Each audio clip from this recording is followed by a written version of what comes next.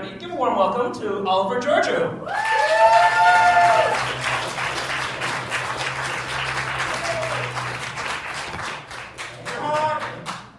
What? Okay. Shut up. How y'all doing? Pretty good? Alright, quiet audience, I get it. That's cool. Alright guys, I got a question for you. What did the talking bird, that's gonna be good, say to the crocodile? Anyone? Really? Okay. Don't eat me. What the fuck else would the bird have to say to a crocodile? For real. But of course, you know, if the bird was smart, probably. Well, I'm assuming he was smart, so it's a good talk. That's a basis assumption. Anyhow, if the bird was smart, I assume he'd probably just take the fuck off. You know, maybe he'd like squawk or caw, like, you know, distract the alligator, the crocodile, sorry. You're like, oh God, what the fuck, man? I'm sure they use that as a defense device, bird. And he is a bird, so, yeah, you might think, though, it's like, you know, maybe if this bird could talk, he'd be like, of cawing or squawking. It's like, well, no, you're a bird. And I was like, you can't get all righty about something like talk. Other birds talk. You know, maybe not as coherent as you, but, you know, you're still a bird. You know, what? You're not a bird? No. I'm talking to the wrong audience. Yeah, you can't forget where you came from just because you could talk now. Maybe, exactly.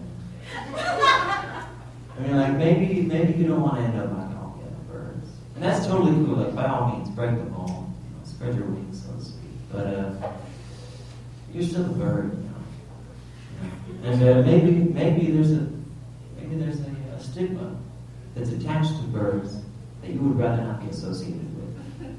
You know, in which case, why don't you try to change the stigma? You know, just change what other people's perception of a stereotypical bird is. And just go up to someone and start talking. At first, they'll be like, what the fuck? But afterwards, they'll probably be like, oh, birds can talk now. Cool. Look at that. You just did something amazing. You know, for yourself and your species because you were still a bird. You know, you gotta rep that shit. You gotta rep your spot. Rep your nest, if you will. Because your mom's still your mom, you know? I mean, like, she nurtured you, she fed you partially digested worms. I mean, like, nobody else in the entire world is gonna regurgitate to your mouth. Except for maybe, like, a prom date or something, you know? Sorry, guys, that was horrible. It's pretty prejudicial towards prom dates. I guess anyone who's drunk could make that mistake. I say prom date because I assume that if anyone is a high school kid that wouldn't know to stop making out. I mean, because you could feel that, you know what's coming, your body's even telling you, like, oh, I'm sick, right? But like, maybe don't create an open passage of flow between your bowels and theirs. Common sense, you know. Even a bird, like if a bird could talk, it would probably know not to do that, you know. Unless, of course, it was feeding its kids, in which case, flow on. Flow on, sister, for sure. I feel like I've been talking about birds for a while. And not enough about the crocodile. And it's not from any bias. Well, it is. They got a lot of teeth. I'm afraid of them. You know, it's usually something to avoid unless you were hoping not to be, whatever the word is. But, yeah. You ever remember how, like, in children's books, they'd always show up, like, at the dentist?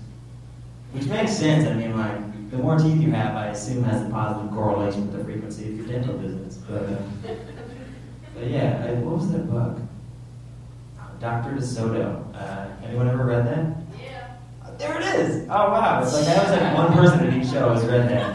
Dr. DeSoto. But it was about a mouse doctor. This little little mouse doctor. He was climbing up into these huge mouths. Just like, I think it was a wolf. He was climbing up into this wolf's mouth, and this wolf was like, "Oh, my tooth." But really, he was grinning because he didn't really want to get Dr. DeSoto into his mouth. Grinning like the sly fox he is. Is it a fox? It might have been a fox. I don't know, fox, snout, beast. They both have snout beast. Well, let's do snout beast. Anyway, so he's climbing into this. They keep on finding fun ways to keep his snout open, right? But then afterwards, they put the stuff on his teeth and they make him clamp down for a minute. It turns out that they've actually glued his mouth shut, so he can't eat them. But in all estimations, they have doomed this poor snout beast to a horrible, painful, starving death. Like, he can't eat. There's got to be something against that Hippocratic oath. You're a doctor. You're a mouse. By all means, wreck your spot, wreck your shit for damn sure, but professionalism. All right, guys, I'm Oliver Georgiou.